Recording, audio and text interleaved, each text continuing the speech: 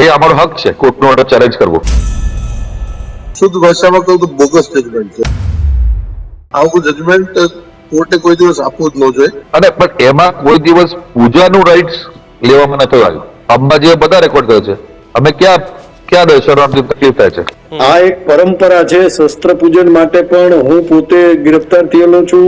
હસતા જે વકીલ સાહેબ જે કહેતા હતા કે મહારાણાએ રૂમમાં બેસીને પૂજા કરવી જોઈએ,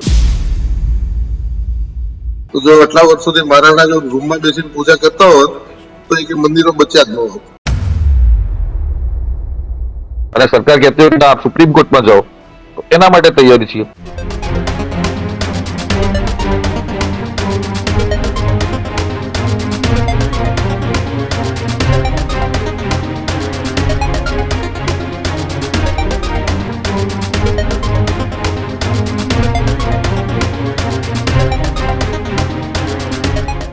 નમસ્કાર. વિશેષ રજૂઆત ગર્જનાત સાથે હું કિશન કાટેલે આપનું હાર્દિક સ્વાગત કરું છું. હું છું દીક્ષિત ઠકરાર. આજના ગર્જનાતમાં વાત કરીશું અંબાજી મંદિરમાં ચાલતા વિવાદને લઈ.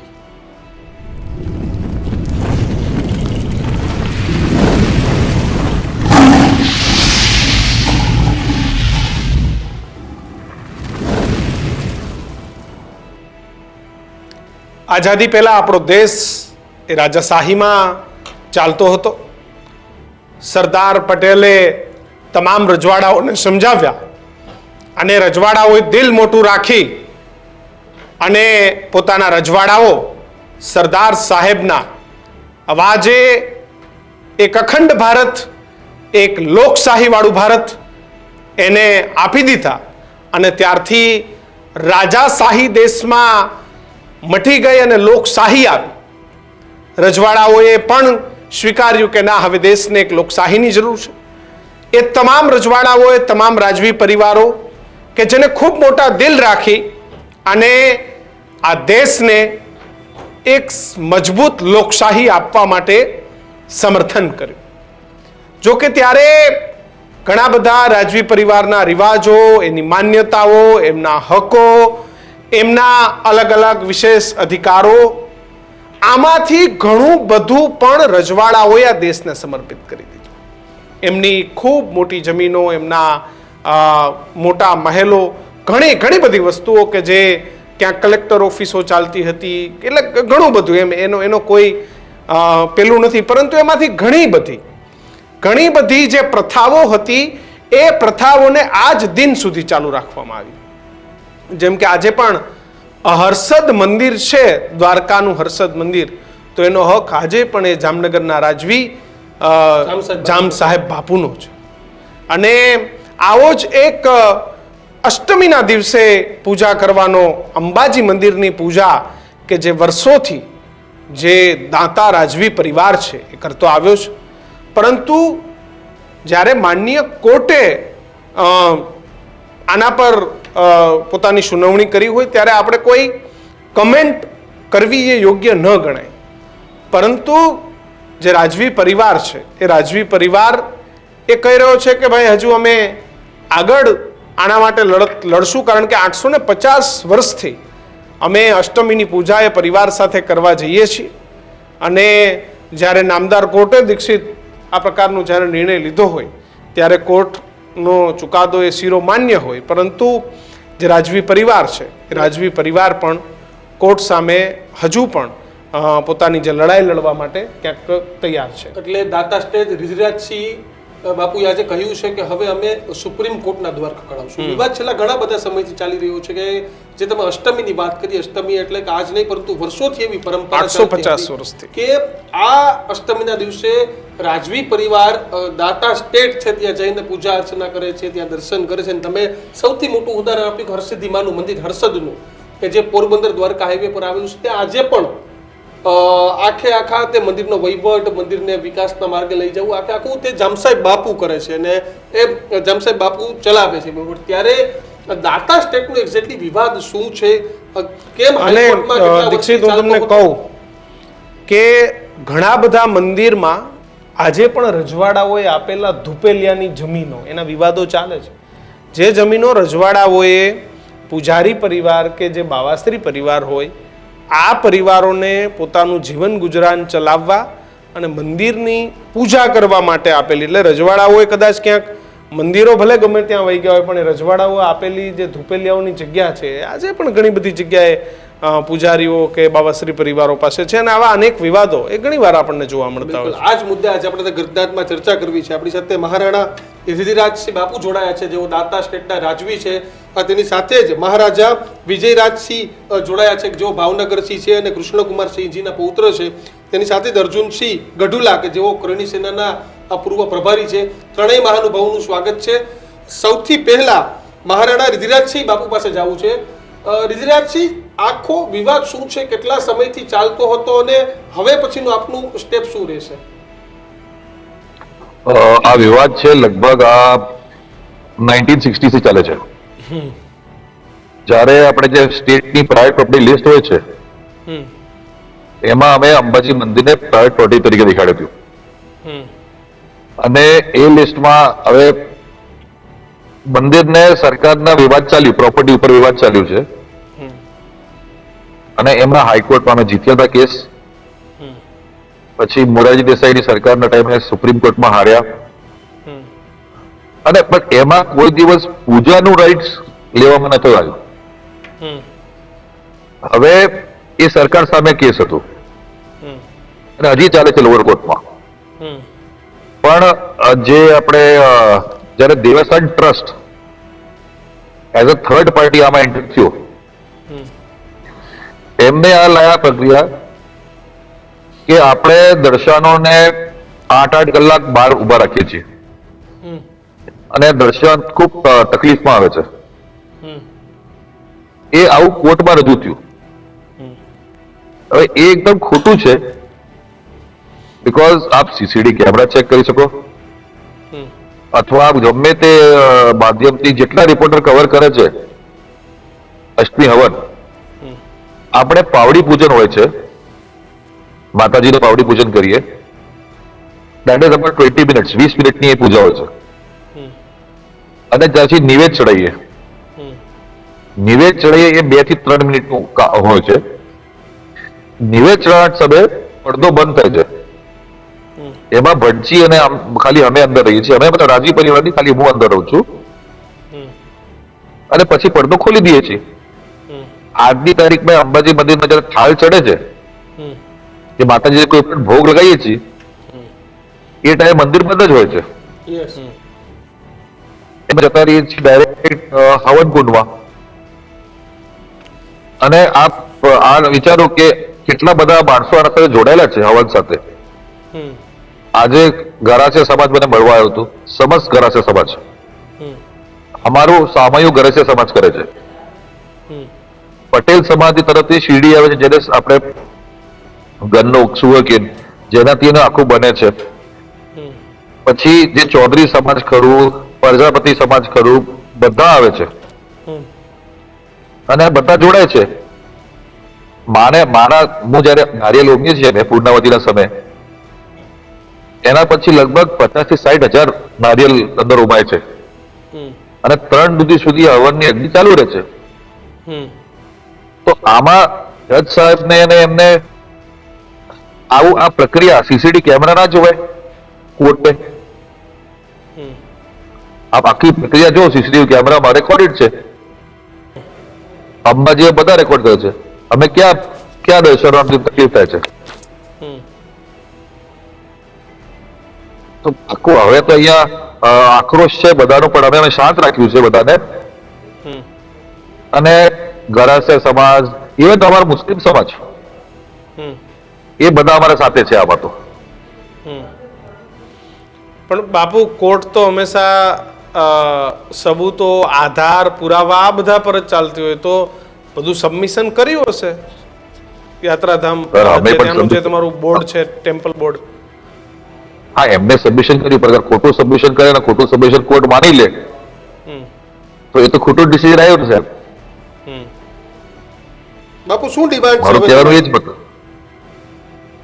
સર. મારી ડિમાન્ડ તો અમે તો મારી જે ક્રિયા થાય છે, જે કોર્ટની ક્રિયા છે, અમે એ તો કરવાના જ છીએ. બટ અહીંયા લોકોનો આક્રોશ એટલો છે કે હવે એમને શાંત પડ્યા છે. અને એ બધા મંડે મતલબ સોમવારે લગભગ 7-8 હજાર માણસો વિથ ઓલમોસ્ટ 50-70 હજાર જેવી સહીઓ લઈને એસડીએમ સાહેબને નિવેદન પત્ર આપવાના છે રિગાર્ડિંગ ટુ ધ સીએમ. અને મારા એ સરકારથી એ જ છે કે સરકારના આગળ પાવરમાં હોય આને રિવોક કરવું, રીહિયરિંગ કરવું તો એ કરવું જ હોય એમને, હમ નહીં તો હવે પછી આગળ જશું એમાં 100%. હમ અને આખા ગુજરાતથી મારા ઉપર ફોન આવી ગયા છે આમાં તો. હમ અને આ ખાલી મારી પૂજાનો નથી, હમ આ આખા સમસ્ત હિન્દુત્વના ઉપર પ્રશ્ન છે. આ પૂજા આજની નહીં, આ હું 40મો છું મતલબ મારી પેઢીમાં હમ જે પૂજા કરતા આવ્યો છે.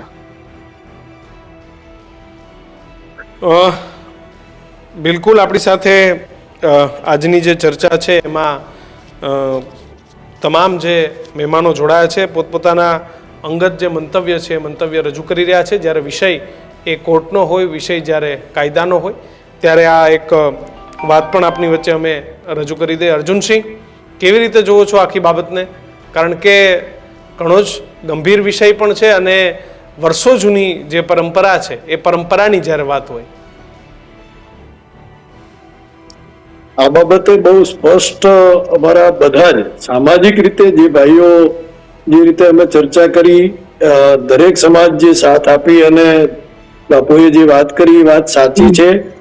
આ એક પરંપરા છે. શસ્ત્ર પૂજન માટે પણ હું પોતે ગિરફ્તાર થયેલો છું. મને પણ બે વાર મારી સામે સમન્સ નીકળેલા છે. આ ગેરવ્યાજબી બાબત છે. પરંપરા 50 વર્ષથી વધારે ચાલતી હોય એ કાયદાકીય રીતે એક પ્રણાલી બની જાય છે. કાયદો એમાં અનુસરવા માટે થઈને પ્રક્રિયા છે. 50 વર્ષથી વધારે કોઈ પણ પરંપરા હોય એ વિધાન બની જાય છે, એ કાયદો બની જાય છે અને એની ઉપર કોઈ કોર્ટ પણ આની ઉપર ચુકાદો આપતી નથી હોતી. તેમ છતાં કોર્ટે જો આ બાબતે આપ્યું છે, હું માનું ત્યાં સુધી કોર્ટની શું ગેરસમજ છે મને સમજાતું નથી અને ગેરવ્યાજબી બાબત છે. આવું ન થવું જોઈએ. હું યુવાનોનો આક્રોશ જે આજે હાલમાં જે છે એક ધર્મની બાબતે, જ્યારે તમને ખ્યાલ છે પદ્માવત વખતે પણ આ બનાવ બનેલા છે અને ફરી એકવાર આ સ્થિતિ એવી ઊભી થશે કે પાવડી પૂજનનો જે કાર્યક્રમ છે માત્ર 10 મિનિટ માટે મંદિરે પૂજા થતી હોય છે સવારના સમયે અને બપોર પછીના સમયે, જ્યારે સાંજના સમયે 2 આરતી માટે થઈને ઇઝાઇનસ પોતે અંદર પધારતા હોય છે અને 10-15 મિનિટ માટે જે એ પૂજાની રોજની વિધિ છે એ જ વિધિ ત્યાં થતી હોય છે. એમાં 5-10 મિનિટનો ફેરફાર હશે પણ એનાથી કોઈ ખાસ એવો ફેરફાર નથી. પણ ધર્મની બાબતે જો આ થશે તો માનું ત્યાં સુધી કરણી સેનાએ ગઈકાલે પણ કીધેલું છે અને હું પણ આજ સમાજ વતી કહું છું કે સરકાર આ બાબતે બહુ સ્પષ્ટ કરી અર્જુનસિંહ, આપ જાણો છો કે અર્જુનસિંહ, લોકશાહીમાં જી નામદાર કોર્ટ એ સર્વોપરી છે, એનો ચુકાદો એ સૌને શિરોમાન્ય હોય છે. નહીં, મેં આપને કીધું, હું બહુ સ્પષ્ટ છું. નામદાર કોર્ટે હુકમ કર્યો છે, હું એની અરે મને કોઈ ના નથી અને નામદાર કોર્ટની સામે થવાની કોઈ વાત નથી. પણ તમે પરંપરાગત કાયદામાં જોગવાઈ છે કોઈ પણ પરંપરા 50 વર્ષથી વધારે હોય એને કાયદો કાયદેસર ગણાય છે. તમે સમજો, શસ્ત્ર પૂજનની પ્રક્રિયાને તમે અટકાવો જ છો. આ દર વખતે થાય છે, આ દર વખતે બનાવ બને છે સાહેબ. પછી પણ જો સરકાર આમાં જાગતી ન હોય તો હવે એક બાજુ હિન્દુ ધર્મની સરકાર, હિન્દુની સનાતન ધર્મ વાળી વાતો કરવાની છે, માતાજીની પૂજાની વાતો કરવાની છે. તમે આવી બધી વાતો કરીને જો સરકાર આની અંદર વચ્ચે ન પડતી હોય, તો સરકાર આમાં ન પડવા માંગતી હોય તો સમાજે આ મુદ્દાની બાબતે જે કરવું પડે એ પ્રયત્ન કરી, હા કાયદાના અંડરમાં રહીને, કાયદાની બહાર જઈને હું નથી જ કહેતો, પણ કાયદાની સાથે રાખી, કાયદાની હારે રહી સમાજે જે કરવું પડે પ્રયત્ન કરવો પડે. મારા સમાજે કરવો પડે એવું હું આપને નથી કહેતો. ક્ષત્રિય એકલા હશે આની અંદર, દરેક કોમ આમાં એ માટે સામેલ હશે કે આ દરેક સમાજનો એક ધર્મનો મુદ્દો છે. આ મારો મુદ્દો નથી, મારા સમાજનો મુદ્દો નથી. દાંતા મહારાજા એ મારા મહારાજામાં નથી. આપને ખ્યાલ નહીં હોય કે દાંતા મહારાજાને જે ગાદી છે એ પણ માતાજીની ગાદી છે અને એ પણ કોઈ દિવસ માતાજીની ગાદી ઉપર પોતે બિરાજતા નથી. અમે દર વખતે હું પૂજામાં હાજર રહું છું એટલે મને ખ્યાલ છે કે આ પૂજાની અંદર પોતે ગાદીના દર્શન કર્યા પછી માતાજીની રજા લઈ અને પછી માતાજી માટે પૂજા કરવા જાય છે. આ મારા ધ્યાન પર છે જ.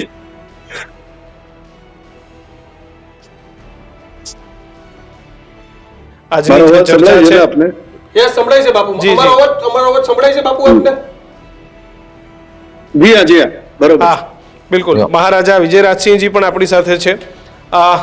વિજયરાજસિંહજી બાપુ, કેવી રીતે જુઓ છો આખી આ જે ઘટના છે? કારણ કે 850 વર્ષ જૂની જ્યારે પરંપરા હોય અને એ પરંપરા પર જ્યારે કોઈ નિર્ણયો આવે તો એને કેવી રીતે જુઓ છો? અને કેટલું દુઃખ પણ થાય, કારણ કે નિર્ણય પણ કોર્ટનો છે બાપુ. આ આખું જે જજમેન્ટ છે એ મારા હિસાબે જો શુદ્ધ ભાષામાં કહું તો બોગસ જજમેન્ટ છે. આવું જજમેન્ટ કોર્ટે કોઈ દિવસ આપવું જ ન જોઈએ. અને જે હસતા હસતા જે વકીલ સાહેબ જે કહેતા હતા કે મહારાણાએ રૂમમાં બેસીને પૂજા કરવી જોઈએ, તો જો આટલા વર્ષોથી મહારાણા જો રૂમમાં બેસીને પૂજા કરતા હોત તો એ મંદિરો બચ્યા જ ન હોત. એટલે હું તો આ જજમેન્ટની ખુલ્લી નિંદા કરું છું. અને દાતા મહારાણા તો મારા ભાણેજ છે, એટલે એમને સપોર્ટ માટે જે બી કઈ પગલામાં જે રીતે આગળ વધશે તો હું એમની સાથે જ છું. વિજયરાજસિંહ બાપુ, વર્ષો જૂની પરંપરા હોય છે અને ઘણા બધા સ્ટેટની, તમારા ભાવનગર સ્ટેટની પરંપરા અલગ, દાતા સ્ટેટની પરંપરા અલગ, જામનગર સ્ટેટ, આ પરંપરા તમને એવું લાગે છે ક્યાંક તૂટતી દેખાય છે કાયદાની આટીઘૂટીઓમાં? બિલકુલ તૂટતી જ છે. એટલે જ મેં જેમ આપને કીધું કે આવું જજમેન્ટ આપ્યા પહેલા જો વકીલ સાહેબે થોડો ઇતિહાસનો ચોપડા વાંચ્યા હોત તો કદાચ આવી દલીલો ન કરો.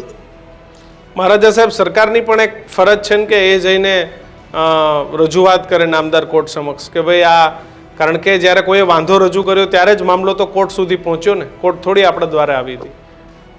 જે યાત્રાધામ અંબાજી મંદિર છે એ વાત આપની સાચી, પણ સાચી રજૂઆત હોય ને તો એમાં કોઈ વાંધો નથી. ખોટી રજૂઆતો અને ખોટા જજમેન્ટ આવી રીતે આપે વાંચ્યા સાંભળ્યા વગર, એની નિંદા છે. બિલકુલ. વિજયરાજસિંહ બાપુ, હવે પછીનું સ્ટેપ ક્યાં? સુપ્રીમ કોર્ટના દ્વાર ક્યારે ખખડાવશો કે ખખડાવી દીધા છે? ના, સુપ્રીમ કોર્ટ હવે તો કોર્ટો બંધ છે, આપને એમ ખબર હોય. યસ. અને જજમેન્ટ એ લાસ્ટમાં આપ્યું છે. મારા હાથમાં જજમેન્ટ 7 વાગ્યા પછી આવ્યું. હા, એકચ્યુઅલી જજમેન્ટ એ ટાઈમ પહેલા આપ્યું છે એમને, બટ અમે સીએમ સાહેબ રજૂઆત કરવાના જ છીએ અને માણસો સાથે રજૂઆત કરવાની છે. ઇન ધ સેન્સ હું તો રજૂઆત કરવાનો છું પર્સનલી, પણ આ લાખો માણસો જયારે રજૂઆત કરશે તો કઈ અસર તો થશે ને સરકારમાં. અમે રજૂઆત કરી શકીએ છીએ.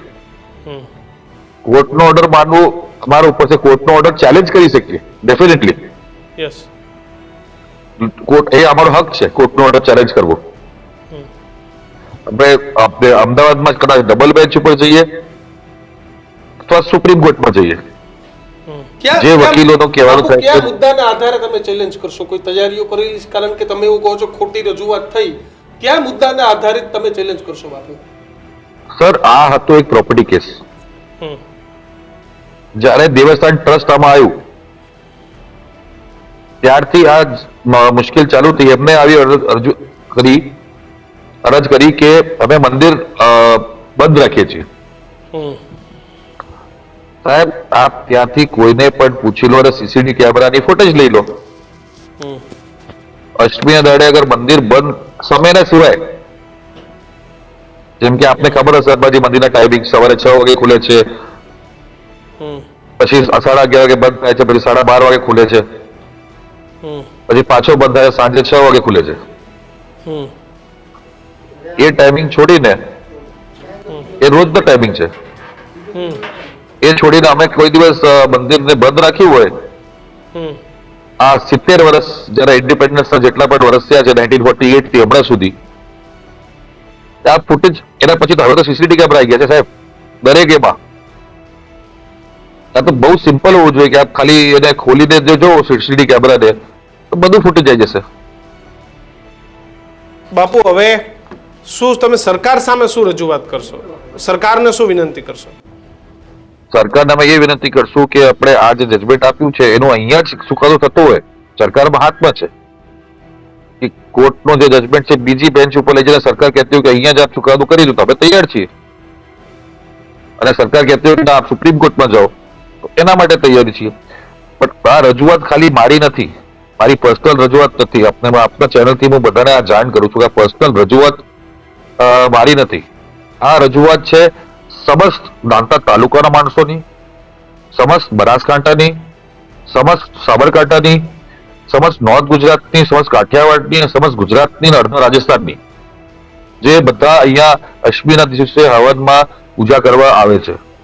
આ એક કરવટો છે. આપને કરવટો તો સમજમાં આવતું જ હશે કરવટો શું હોય છે, અને કરવટો આપણે રોકવામાં આવ્યું છે. 850 વર્ષ મતલબ 1101 કરવટો ચાલુ થયું છે, વિક્રમ સંવત હજી સુધી ચાલતું આવ્યું છે.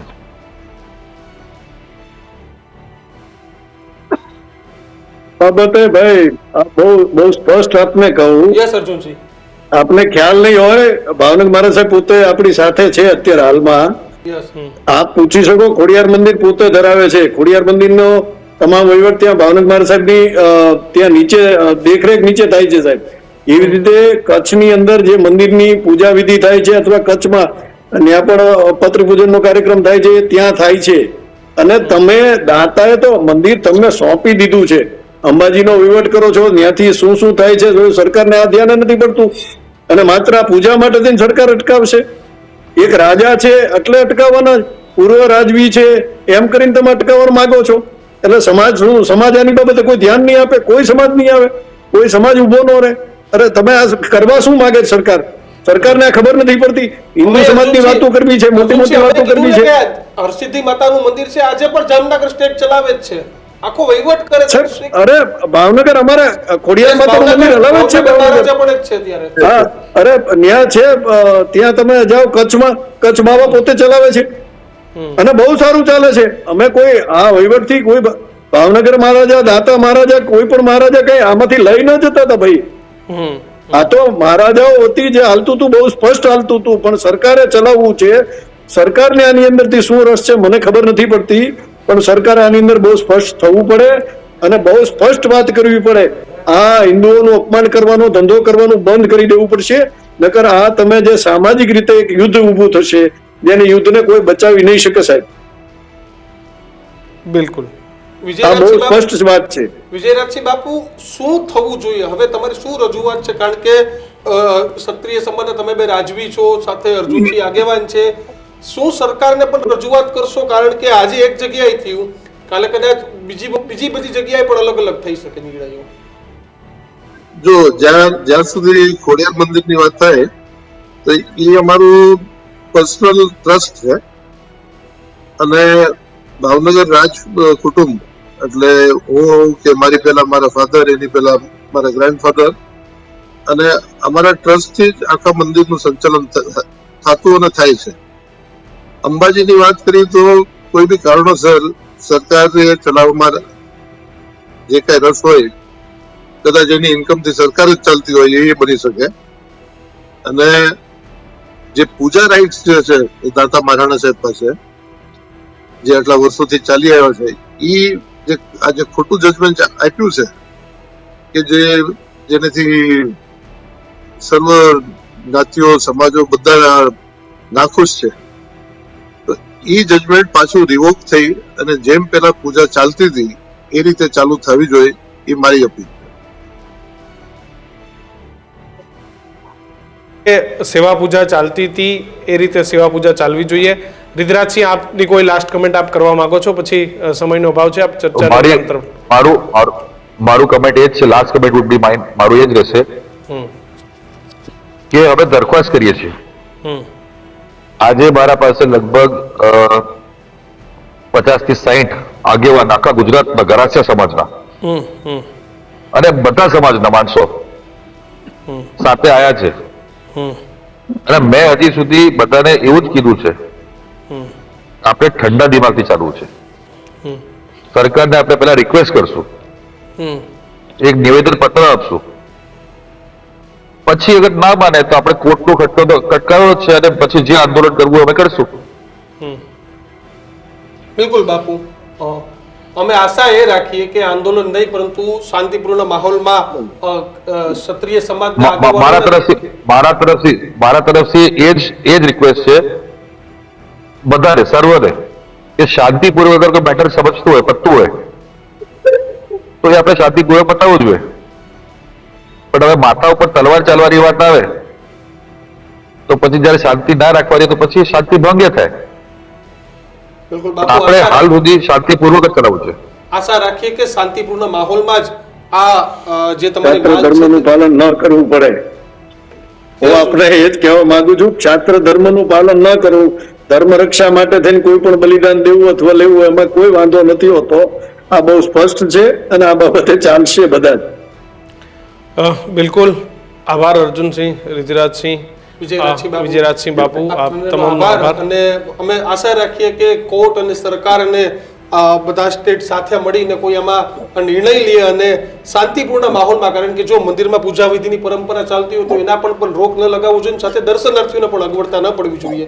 બિલકુલ, તો આભાર આપ ત્રણેય આ મહાનુભાવો અમારી સાથે જોડાયા બદલ. તો બસ કિશન, વાત એ જ છે કે જે શાંતિપૂર્ણ માહોલમાં બહુ સારી વાત કરીને છેલ્લે અર્જુનસિંહે એવું પણ કહ્યું કે ક્ષત્રિય ધર્મ છે, પરંતુ આપણે આશા રાખીએ કે એ તરફ ન જઈએ અને શાંતિપૂર્ણ માહોલમાં નામદાર કોર્ટનો જ્યારે ચુકાદો હોય ત્યારે કોર્ટ એ સર્વોપરી છે, સર્વમાન્ય છે, સર્વોચ્ચ છે અને કોર્ટના તમામ ચુકાદાઓને આપણે માથા પર લગાવવા જોઈએ. અને જો એ ચુકાદાથી વાંધો છે તમારે અપીલ કરવાની અનેક છે કે છેલ્લે આપણે રાષ્ટ્રપતિ સુધી જઈ શકીએ છીએ, ન્યાયાલયની પ્રક્રિયામાં જઈ શકીએ છીએ. તો અત્યારે હજુ તો ડબલ બેન્ચને પણ અપીલ થઈ શકે, સુપ્રીમ કોર્ટમાં સિંગલ જજ, ડબલ બેન્ચ, એટલે આ તમામ દરવાજાઓ હજી ખુલ્લા છે દાતા સ્ટેટ માટે. ત્યારે હવે આશા રાખીએ કે આ વિવાદનો ઝડપથી અંત આવે, કારણ કે રાજા રજવાડાઓએ પણ આપણા દેશને ઘણું બધું આપ્યું છે અને ઘણી બધી સરદાર વલ્લભભાઈ પટેલે તમામ રજવાડાઓ એક કર્યા, પણ સાથે રાજા રજવાડાઓ, જો ભાવનગરના કૃષ્ણકુમાર સિંહજીએ પહેલા તે પહેલ ન કરી હોત તો કદાચ સરદાર સાહેબ પણ આખું સાહસ કરવામાં તેને બહુ વાર લાગી હોત, પરંતુ